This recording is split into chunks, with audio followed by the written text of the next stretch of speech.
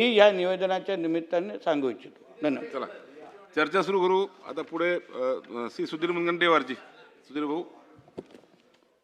अध्यक्ष महाराज, 2026-27च्या पुरवणी मागण्यांवर चर्चा करण्यासाठी, काही प्रश्न उपस्थित करण्यासाठी व काही मंत्री महोदयांना सूचना करण्यासाठी अध्यक्ष महाराज मी या चर्चेमध्ये सहभागी होतो आहे.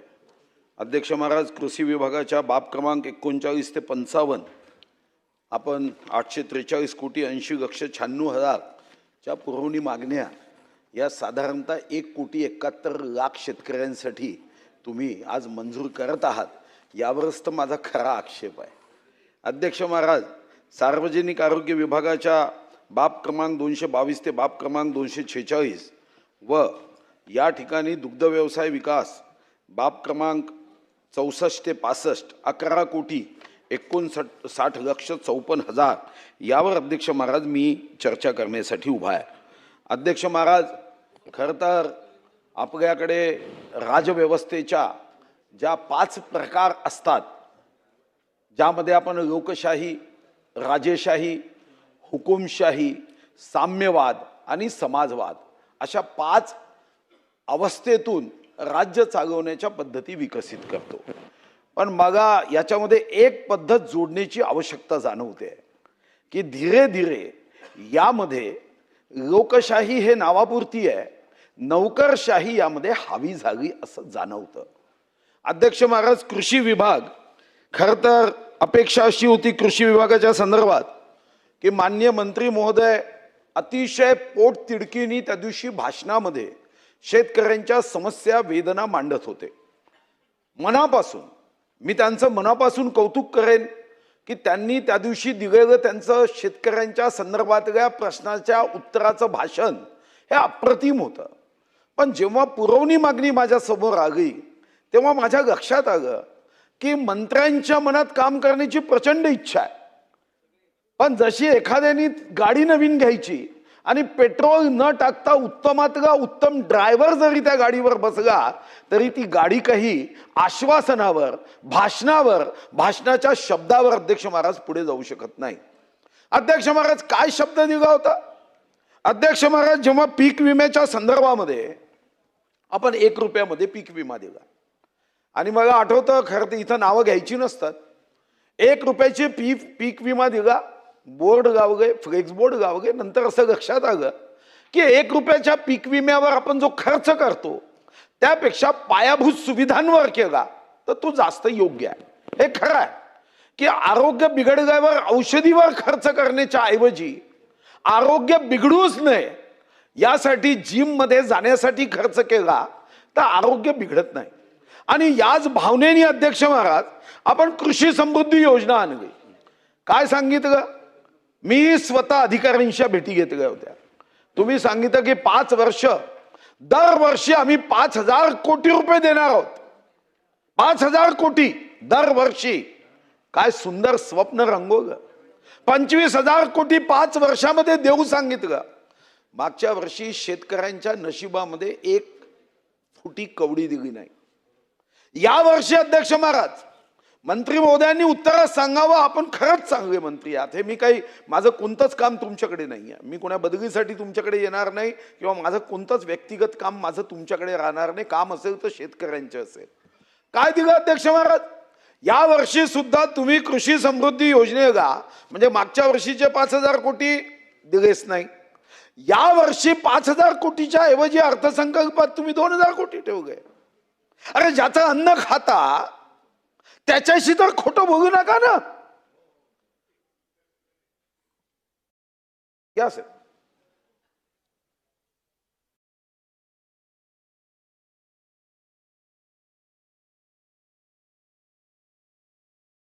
अध्यक्ष महाराज, सन्माननीय उपमुख्यमंत्री महोदय आले, मुख्यमंत्री महोदय असतील, उपमुख्यमंत्री महोदय असतील.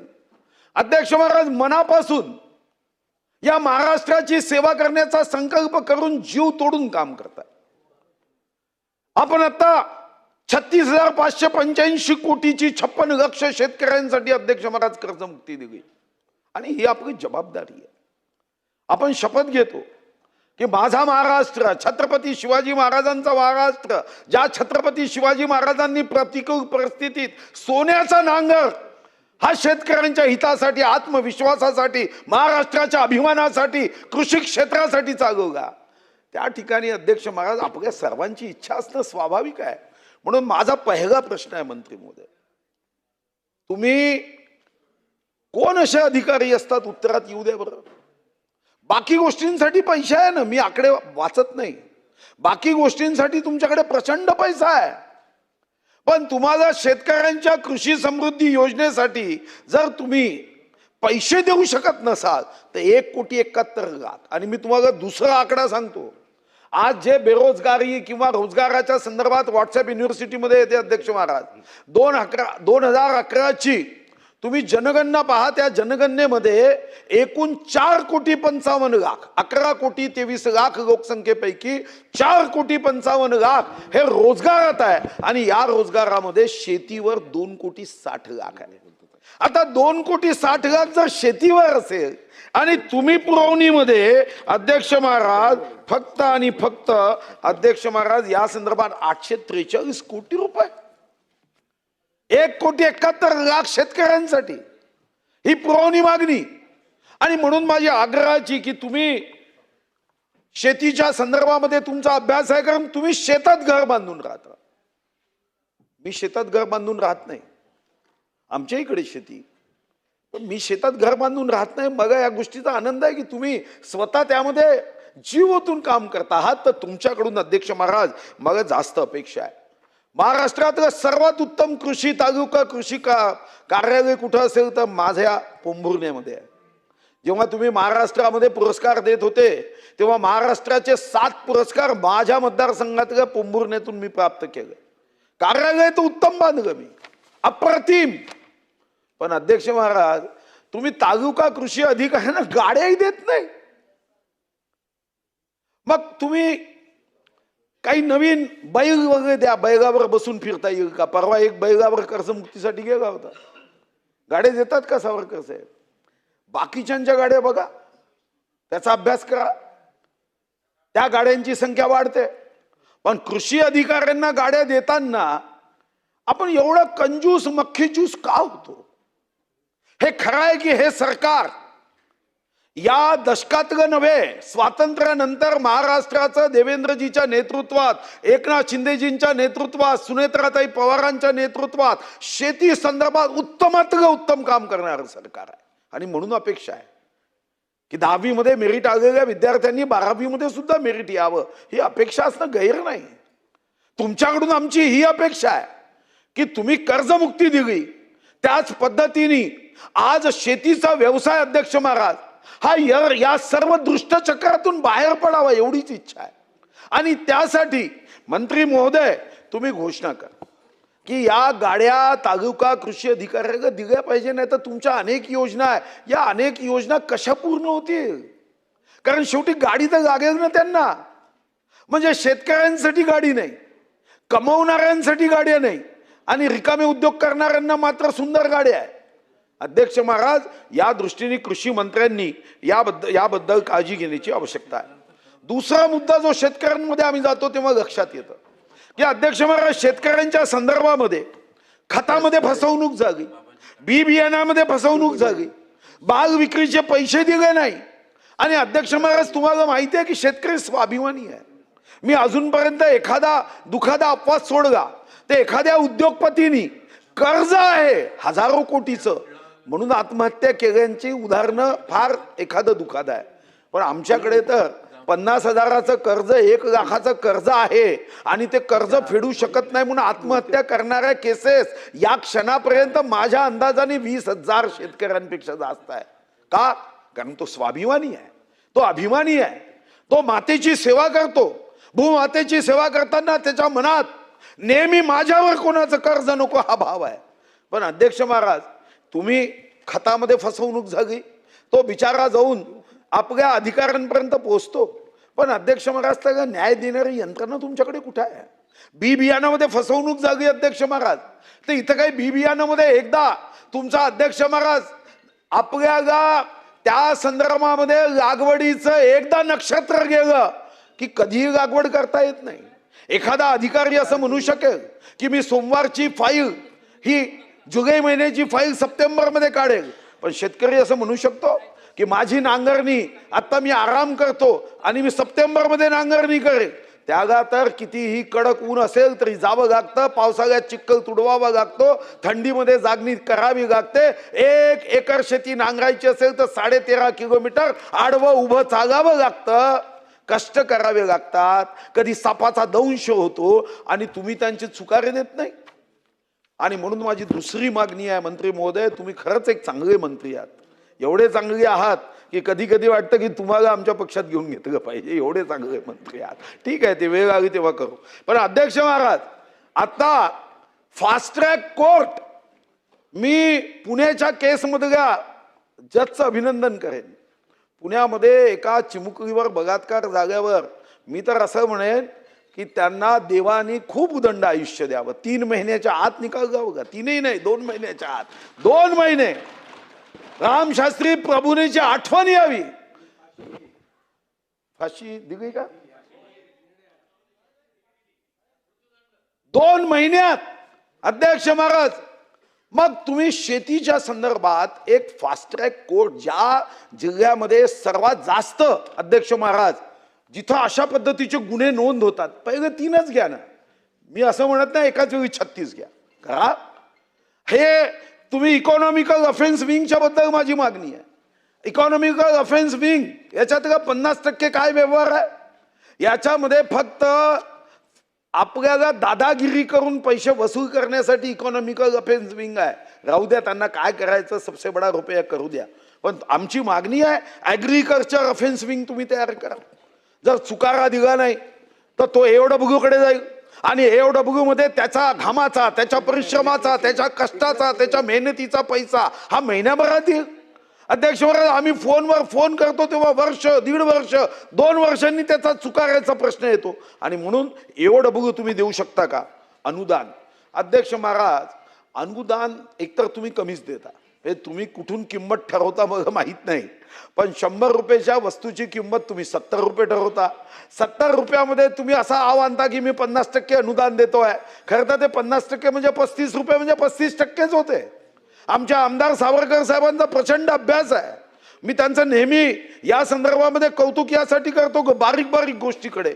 मग अनुदान, अध्यक्ष महाराज, शेतकऱ्यांचं अनुदान 1,71,00,000 शेतकऱ्यांचं अनुदान टायमिंग का जात नाही हो? कर्मचारी अधिकाऱ्यांचा पगार 1 दिवस उशीर होत नाही अध्यक्ष महाराज. किती महाराष्ट्रावर आर्थिक संकट येऊ द्या, पण शेतकऱ्यांचं अनुदान देताना वर्ष, 1.5 वर्ष अनुदान दिल्या जात नाही. ठीक आहे, मागच्या सरकारमध्ये शेतकऱ्यांच्या संदर्भात अनास्था असेल. अरे हे शेतकऱ्यांच्या हिताचं काम करणारं सरकार आहे. ज्या सरकारने नेहमी शेतकरी आपल्या कामाचा, आपल्या निर्णयाचा केंद्रबिंदू समजून काम केलं, यामध्ये आपण काम केलं पाहिजे. अनुदान जर दिलं नाही अध्यक्ष महाराज, काही तर कारवाई करा.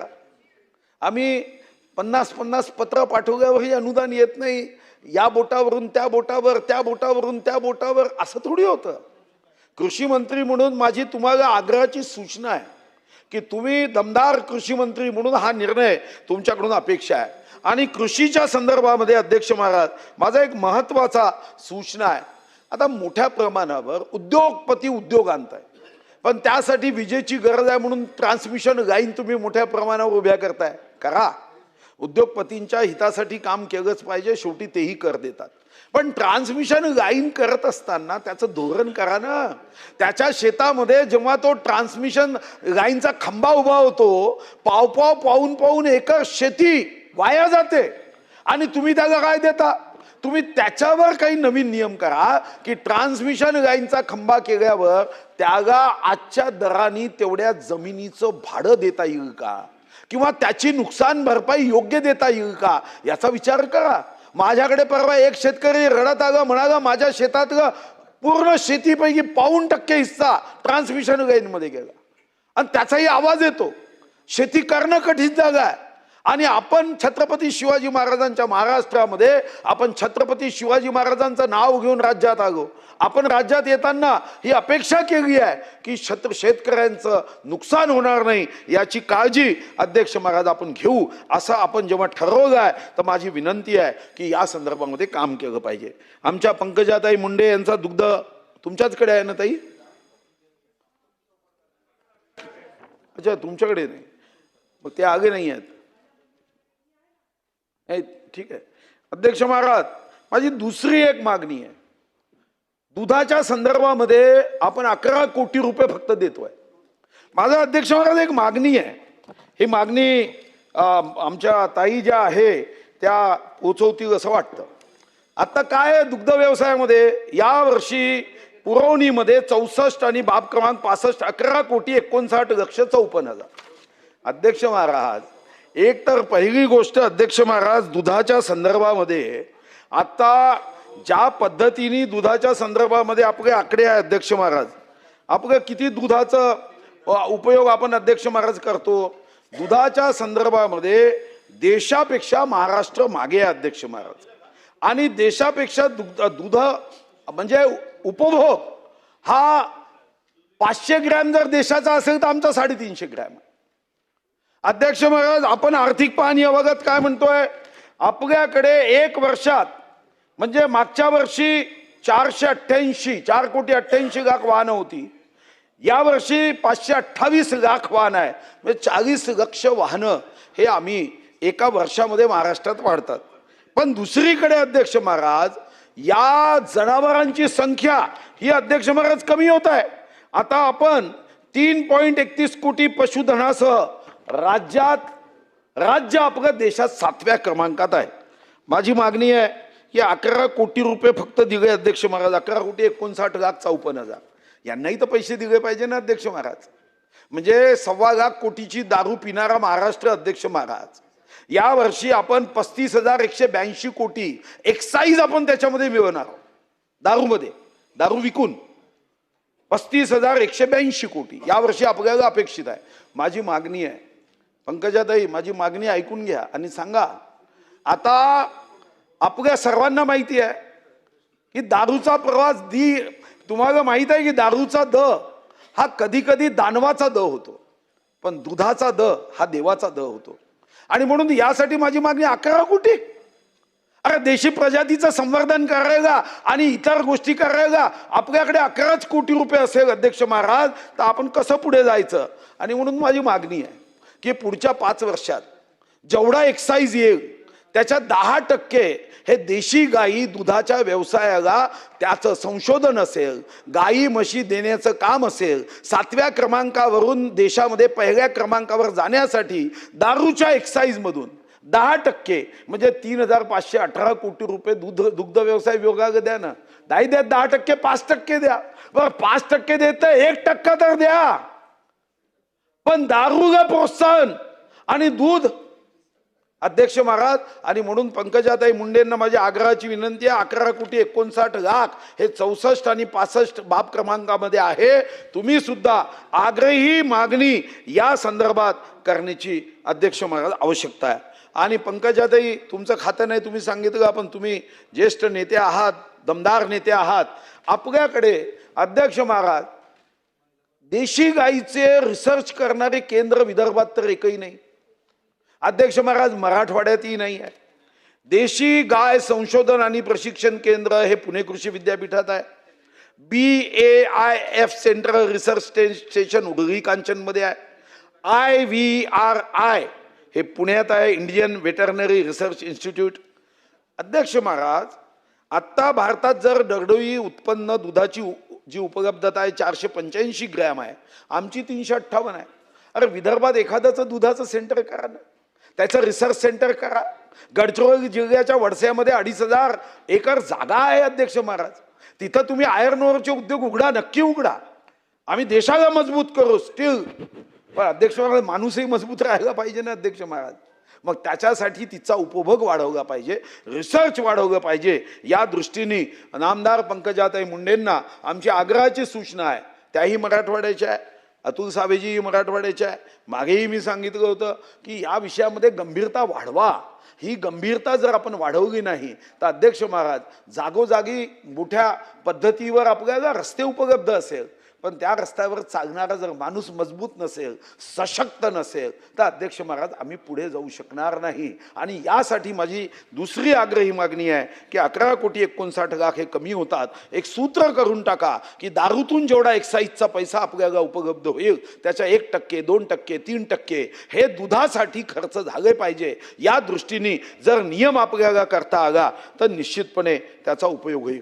आरोग्य विभागाचे मंत्रींना 2 सूचना शेवटच्या अध्यक्ष महाराज की अध्यक्ष महाराज मी आरोग्य मंत्र्यांचंही अभिनंदन करेन. अतिशय उत्तमपणे ते काम पाहत आहे अध्यक्ष महाराज. पण एक टेक्निकल मुद्दा त्यांच्या लक्षात आणून देतोय अध्यक्ष महाराज की आज शासनाने वेगाने मेडिकल कॉलेजेस करायला सुरुवात केली. आपल्या राज्यामध्ये 41 आता मेडिकल कॉलेज हे अध्यक्ष महाराज राज्य सरकारचे आहे. खाजगी 42 आहे, म्हणजे अभिमत आणि खाजगी. AFMC पुणे 1 आणि नागपूर एम्स 1. 12,800 MBBS आपण करतोय. पण अध्यक्ष महाराज पदभरती न केल्याने एक नवीन प्रश्न निर्माण झाला. चंद्रपूर मेडिकल कॉलेजमध्ये आरोग्य विभागाचे अध्यक्ष महाराज वर्ग 1 वर्ग 2 चे कर्मचारी आहे. आरोग्य विभागाच्या सचिवाच्या मनात काय आलं माहित नाही. आता कदाचित मेडिकल एज्युकेशन सेक्रेटरी आणि हेल्थ सेक्रेटरी यांच्यामध्ये चर्चा होते की नाही मला माहित नाही. त्यांनी अचानक सांगितलं की चंद्रपूरच्या मेडिकल एज्युकेशनमध्ये जे डेप्युटेशनवर कर्मचारी अधिकारी आहे त्यांना काढून टाका. अध्यक्ष महाराज तुमच्या 2 विभागाचं भांडण आहे. तुम्ही पदभरती केली नाही म्हणून चंद्रपूरची जनता भोगेल का अध्यक्ष महाराज? तुम्ही अचानकपणे पद काढण्याचा निर्णय करणं हे योग्य नाही. एकदा अध्यक्ष महाराज मेडिकल एज्युकेशन सेक्रेटरी आणि आरोग्य विभाग याच्या सचिवांनी एकत्र बसलं पाहिजे. पदभरतीचा निर्णय 2021 मध्ये आपला झाला होता अध्यक्ष महाराज. खरं तर तेव्हा 16,000 पदं गट अ ब आणि 12,000 पदे गट क ड 100% भरण्याचा आपण निर्णय केला. पदं भरली नाही तुम्ही आणि अचानकपणे एका सचिवाच्या मनात येते की मेडिकल कॉलेजची आमची पदं आम्ही वापस घेऊ. मग मेडिकल कॉलेजमध्ये काय करायचं अध्यक्ष महाराज? केंद्र सरकारच्या ASIला द्यायचं का की तुम्ही हे पुरातत्व विभागाचं कॉलेज करा? आणि म्हणून माझी मंत्री महोदयांना या शक्तिदायिनी तेजोदायिनी माता महाकाली आमची आराध्य देवता आहे. आमच्या देऊन आपल्या बहिणीची रक्षा करण्यासाठी एक बहीण पुढे आली हे दाखवण्याची संधी, सोन्याची संधी मी तुम्हाला देतोय. गमवू नका. ही संधी घेऊन चंद्रपूरमध्ये हॉस्टेल द्या. खूप खूप धन्यवाद. सरकारचं अभिनंदन की सरकार उत्तम काम करताय. पुढचे 25 वर्ष या सरकारने उत्तम काम करून 2047 मध्ये या भारताला विश्वगौरव बनवण्यामध्ये छत्रपती शिवाजी महाराजांचा महाराष्ट्र सर्वात पुढे राहील यासाठी सरकारचं अभिनंदन. पुढेही जी सूचना आहे त्यावर काम करून पुन्हा अभिनंदन करण्याची संधी द्यावी. धन्यवाद. सिद्धार्थ खरात, बाबाजी काळे. माननीय अध्यक्ष महोदय,